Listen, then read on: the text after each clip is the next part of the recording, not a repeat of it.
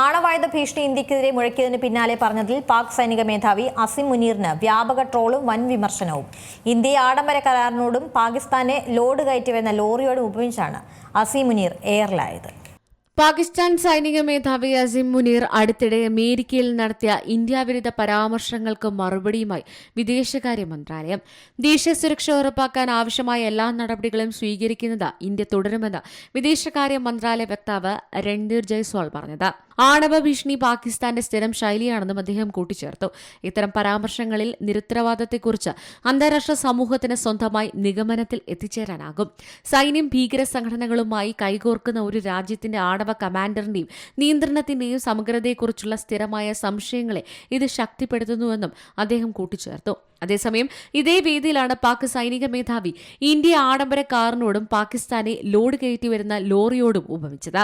ഇത് വ്യാപക വിമർശനങ്ങൾക്കും ട്രോളുകൾക്കുമാണ് വഴിവെച്ചത്. ഹൈവേയിലൂടെ പാഞ്ഞു പോകുന്ന തിളങ്ങുന്ന ആഡംബര മേഴ്സിഡസ് കാറാണ് ഇന്ത്യ. പക്ഷേ ഞങ്ങളാകട്ടെ ഗ്രാവൽ കയറ്റി വരുന്ന ലോറിയും. ട്രക്ക് കാറിനെ ഇടിച്ചാൽ ആർക്കാണ് നഷ്ടം എന്നായിരുന്നു മുനീറിന്റെ ചോദ്യം. പാകിസ്ഥാനെ വലിയ സംഭവമായി ഉയർത്തിക്കാട്ടിയാണ് മുനീർ പ്രസംഗിച്ചതെങ്കിലും സ്വന്തം രാജ്യത്തിനകത്തും പുറത്തും മുനീർ കടുത്ത വിമർശനവും പരിഹാസവുമാണ് നേരിടുന്നത്.